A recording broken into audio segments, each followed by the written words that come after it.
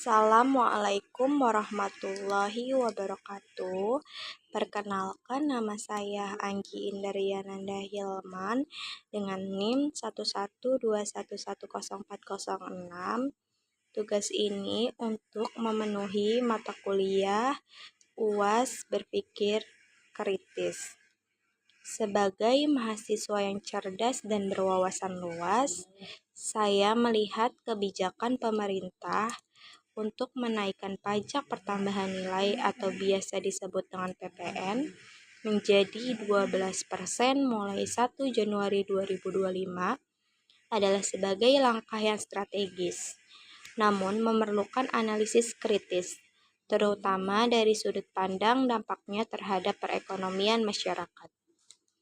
Dalam teori ekonomi fiskal, kenaikan pajak konsumsi seperti PPN bertujuan untuk meningkatkan penerimaan negara guna mendukung pembangunan.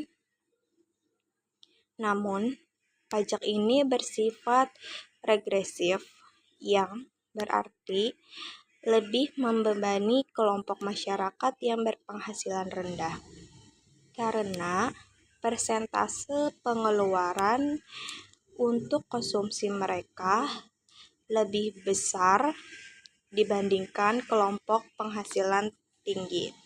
Sejarah mencatat bahwa ketika PPN dinaikkan dari 10% menjadi 11% pada 2022, inflasi meningkat hingga 4,36% dari data BPS. Hal ini menunjukkan bahwa kenaikan PPN berpotensi mendorong lonjakan harga barang dan jasa yang pada akhirnya dapat menekan daya beli masyarakat. Dalam upaya mitigasi, pemerintah menawarkan subsidi berupa diskon listrik 50% selama 6 bulan dan pembagian beras 10 kg. Langkah ini sesuai dengan teori subsidi dan redistribusi pendapatan, yang menekankan pentingnya dukungan langsung untuk melindungi kelompok rentan. Namun, kebijakan ini muncul pertanyaan tentang efektivitas jangka panjangnya. Diskon listrik yang hanya berlangsung sementara tidak akan cukup untuk menyeimbangkan dampak kenaikan PPN yang mungkin berlangsung lebih lama. Sementara itu, pembagian beras 10 kg meski membantu meringankan beban rumah tangga miskin, tidak menyelesaikan masalah struktural dalam ketahanan pangan nasional, seperti ketergantungan pada impor dan distribusi yang tidak merata. Kritik lainnya yang relevan adalah potensi resiko inflasi yang lebih tinggi jika kenaikan PPN tidak diiringi dengan pengendalian harga di pasar. Pemerintah harus memastikan adanya pengawasan ketat terhadap distributor dan produsen agar tidak terjadi spekulasi harga yang memberatkan konsumen. Alternatif yang bisa dipertimbangkan adalah penerapan struktur PPN progresif, di mana barang-barang kebutuhan pokok dikenakan tarif lebih rendah, sementara barang mewah dikenakan tarif lebih tinggi, sebagaimana diterapkan di beberapa negara maju. Selain itu, peningkatan pendapatan tidak kena pajak (PPKP) dapat menjadi langkah lain untuk melindungi daya beli masyarakat miskin.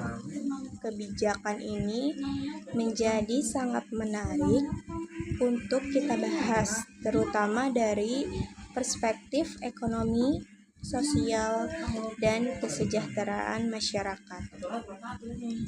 Kenaikan PPN hingga 12% tentu menjadi isu yang cukup krusial. Pajak pertambahan nilai adalah pajak konsumsi yang secara langsung mempengaruhi daya beli masyarakat. Namun, pemerintah mengimbanginya dengan memberikan subsidi listrik dan bantuan beras. Pertanyaannya, apakah kebijakan ini sudah tepat sasaran dan cukup untuk mendukung stabilitas ekonomi masyarakat menengah ke bawah? Yang pertama, kenaikan PPN 12% adalah bagian dari strategi pemerintah untuk meningkatkan penerimaan negara. Dalam teori ekonomi, pajak konsumsi seperti PPN cenderung bersifat regresif. Artinya, beban kenaikan pajak ini akan lebih terasa bagi masyarakat penghasilan rendah dibandingkan dengan masyarakat yang lebih mampu. Mengapa demikian? Karena masyarakat berpenghasilan rendah menghabiskan sebagian besar pendapatannya untuk kebutuhan pokok yang umumnya dikenakan PPN. Di sisi lain, pemerintah perlu memastikan bahwa penerimaan pertambahan dari PPN ini digunakan secara bijak. Misalnya, untuk program-program pembangunan yang benar-benar bermanfaat bagi masyarakat luas. Jika dana ini hanya terserap untuk pembiayaan administrasi atau tidak efektif, maka kebijakan ini akan menjadi beban tanpa manfaat yang signifikan. Oleh karena itu, transparansi dan akuntabilitas dari pemerintahan sangat penting dalam hal ini. Selain itu, kenaikan PPN ini perlu disandingkan dengan kondisi daya beli masyarakat saat ini. Jika kita melihat data inflasi dan upah minimum, masih ada kesenjangan yang cukup besar antara kenaikan harga barang dengan peningkatan pendapatan masyarakat. Ini menjadi tantangan besar yang harus diantisipasi pemerintah agar tidak memicu penurunan konsumsi masyarakat yang pada akhirnya dapat menghambat pertumbuhan ekonomi. Yang kedua, subsidi listrik 50% ini diberikan pada golongan tertentu dan menurut pemerintah akan membantu mengurangi beban masyarakat di tengah kenaikan PPN. Namun, pertanyaannya adalah apakah subsidi ini tepat sasaran? Seringkali subsidi energi seperti ini berpotensi tidak sepenuhnya diterima oleh masyarakat yang benar-benar membutuhkan.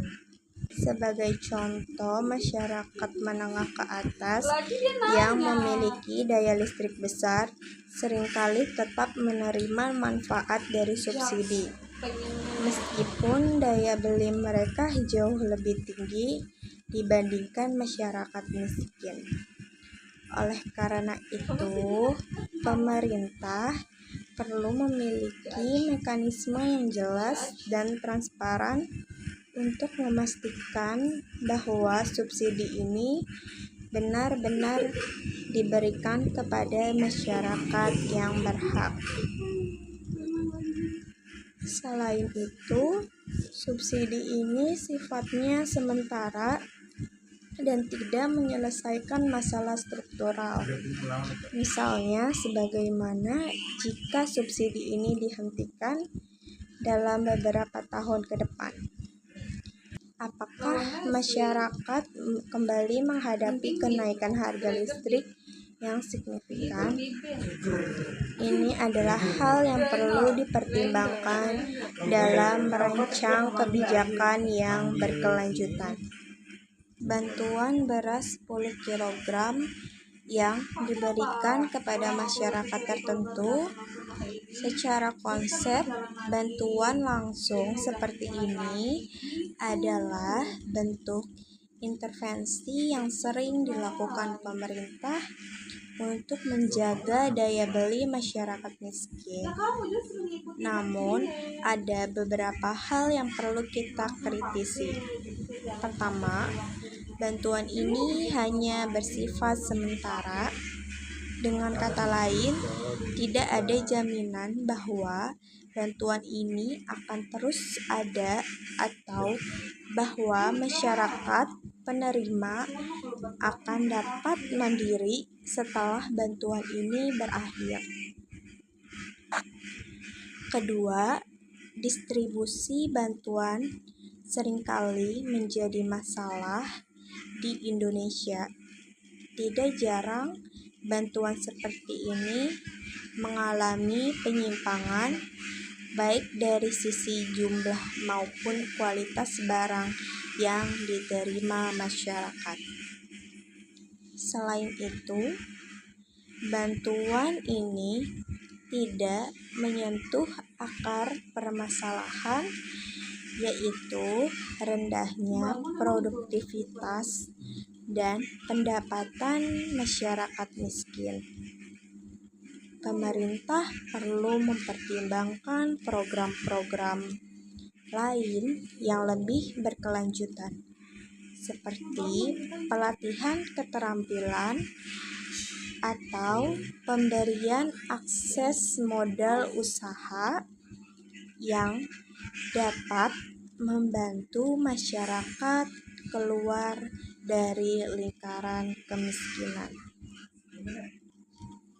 Bahwa kebijakan kenaikan PPN, subsidi listrik, dan bantuan beras ini memiliki tujuan yang baik, yaitu untuk menjaga stabilitas ekonomi dan mendukung masyarakat kecil.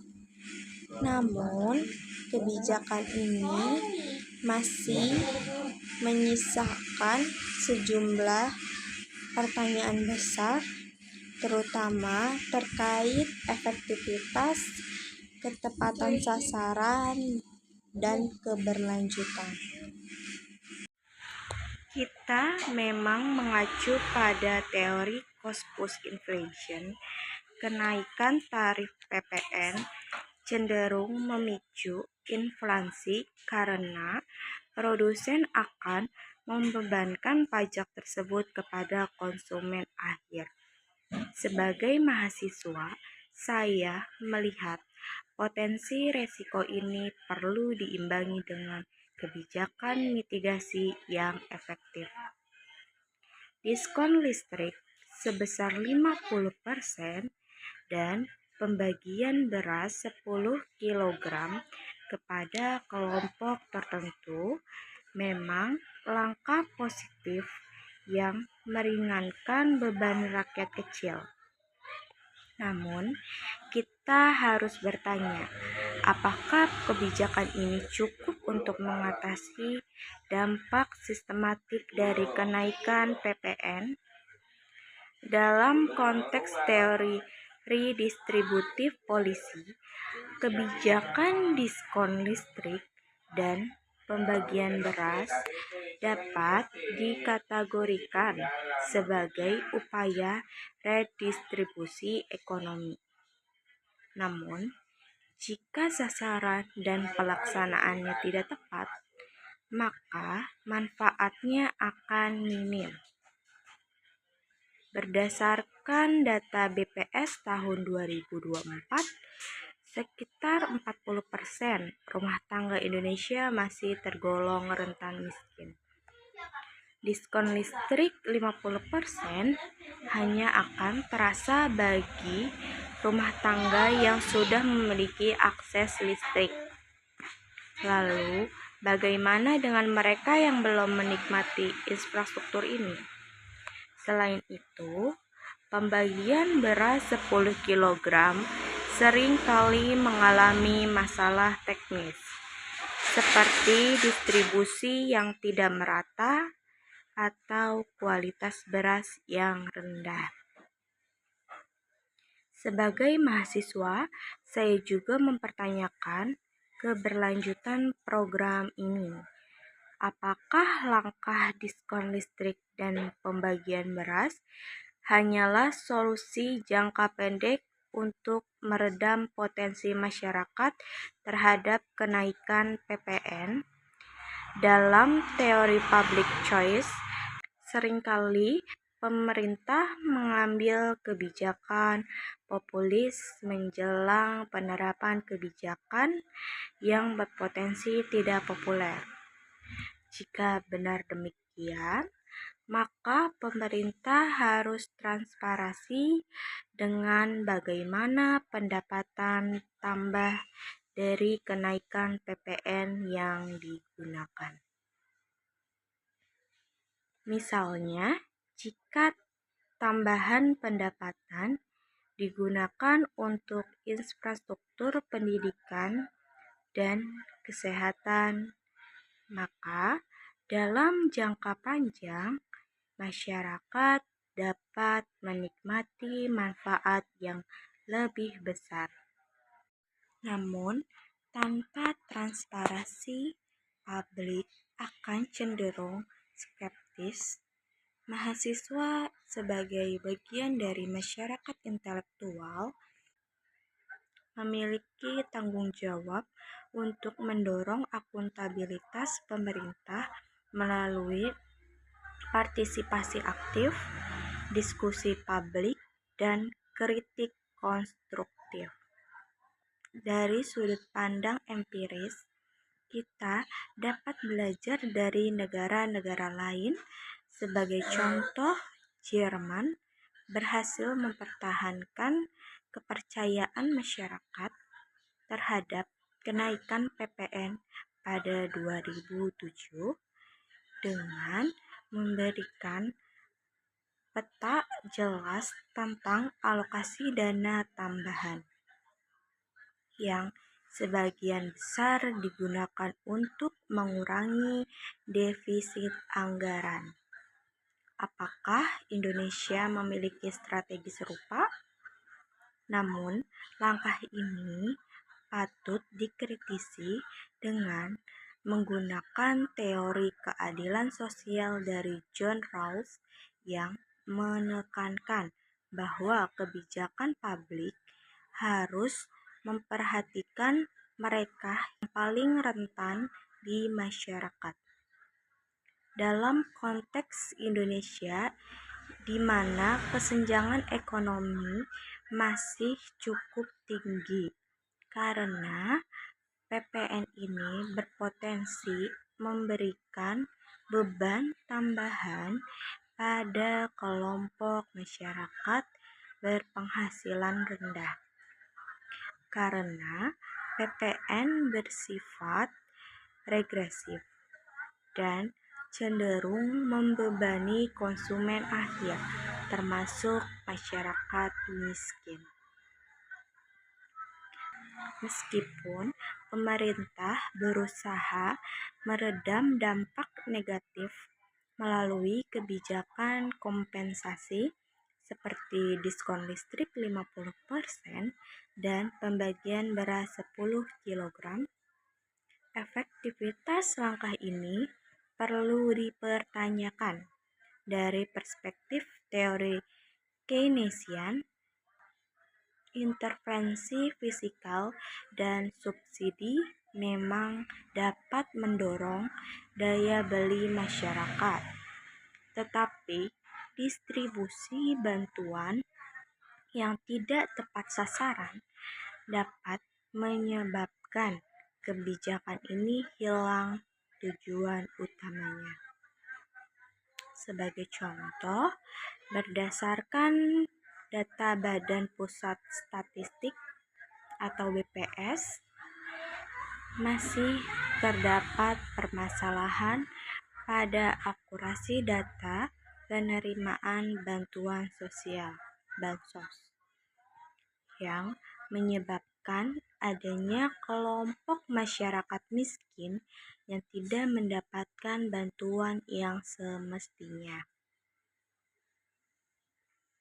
Daya beli masyarakat Indonesia yang masih lemah pasca pandemi, kebijakan ini dapat memperlambat laju konsumsi domestik yang merupakan komponen terbesar dalam produk domestik bruto (BDP).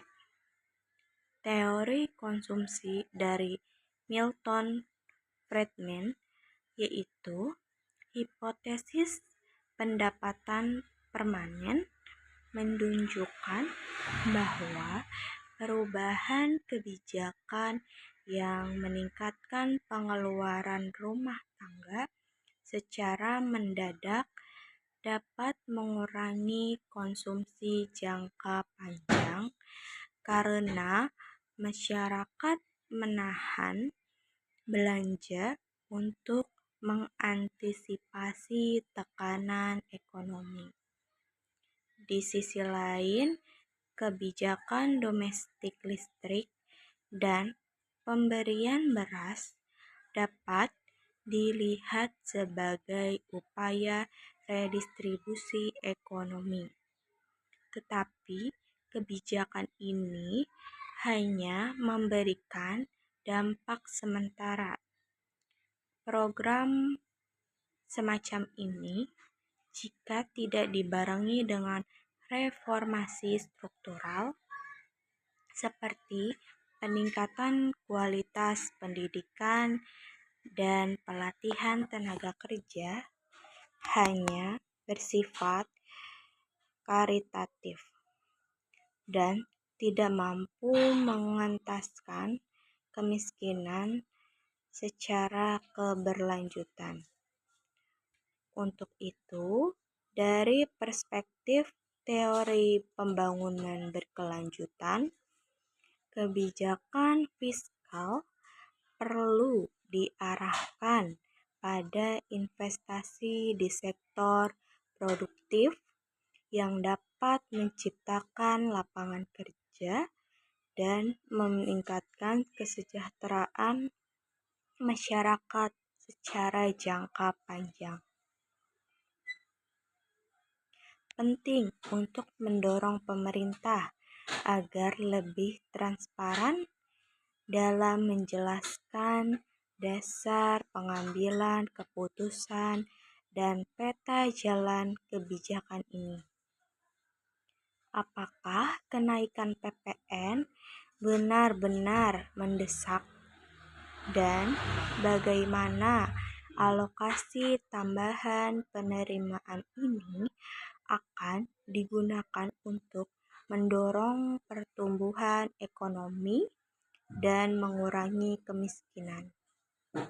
Selain itu, perlu ada pengawasan independen terhadap pelaksanaan program kompensasi untuk manfaatnya benar-benar dirasakan oleh kelompok yang paling membutuhkan.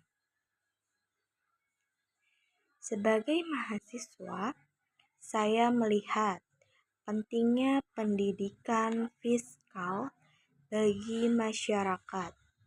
Banyak rakyat yang belum memahami dampak PPN terhadap perekonomian dan kehidupan mereka sehari-hari.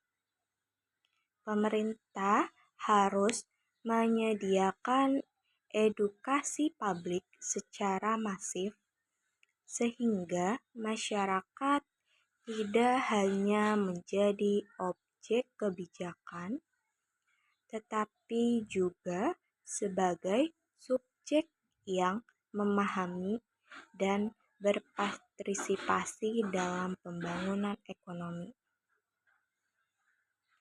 Saya ingin menggarisbawahi bahwa kebijakan PPN 12% harus diimbangi dengan kebijakan mitigasi yang menyeluruh, perencanaan yang transparan, dan edukasi yang inklusif. Kita harus terus memantau pelaksanaan kebijakan ini dan memastikan bahwa suara rakyat kecil tidak terabaikan.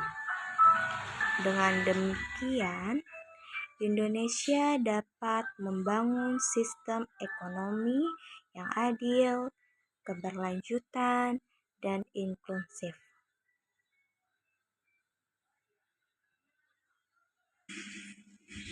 Oleh karena itu, saya ingin memberikan beberapa saran kepada pemerintah. Yang pertama, pastikan transparansi dalam penggunaan dana hasil kenaikan PPN sehingga masyarakat dapat merasakan manfaat secara langsung. Yang kedua, perbaiki mekanisme penyaluran subsidi agar benar-benar tepat sasaran. Yang ketiga, fokus pada program-program jangka panjang yang dapat meningkatkan daya beli kemandirian masyarakat, seperti investasi dalam pendidikan, pelatihan kerja, dan pembangunan infrastruktur. Dengan demikian, kebijakan ini tidak hanya menjadi solusi sementara. Dengan demikian, kebijakan ini tidak hanya menjadi solusi sementara, tetapi juga memberikan dampak positif yang berkelanjutan bagi seluruh lapisan masyarakat. Sebagai mahasiswa yang berpikir kritis dan berwawasan global, saya memandang kebijakan ini memerlukan evaluasi menyeluruh yang berbasis data dan fakta. Pemerintah perlu memastikan bahwa kebijakan fiskal tidak hanya meningkatkan penerimaan negara, tetapi juga mengedepankan kesejahteraan masyarakat, terutama kelompok rentan. Kita juga harus melihat bahwa transparansi dan partisipasi publik menjadi kunci dalam memastikan kebijakan ini adil dan efektivitas. Dalam hal ini, saya mengajak sesama mahasiswa untuk terus memberikan masukan berbasis ilmu pengetahuan dan fakta empiris agar kebijakan yang diambil benar-benar mendukung terciptanya keadilan sosial dan ekonomi yang berkelanjutan. Dan saya berpendapat bahwa pemerintah harus mengambil langkah komprehensif untuk memastikan kebijakan ini tidak hanya bertujuan meningkatkan pendapatan negara, tetapi juga melindungi kesejahteraan masyarakat. Peran masyarakat termasuk mahasiswa sangat penting untuk memberikan masukan dan pengawasan agar kebijakan ini benar-benar berpihak pada keadilan sosial. Kebijakan ini tidak seimbang, hanya akan memperburuk ketimpangan ekonomi dan sosial yang sudah ada. Sekian komentar dari saya, kurang lebihnya mohon maaf. Wassalamualaikum warahmatullahi wabarakatuh.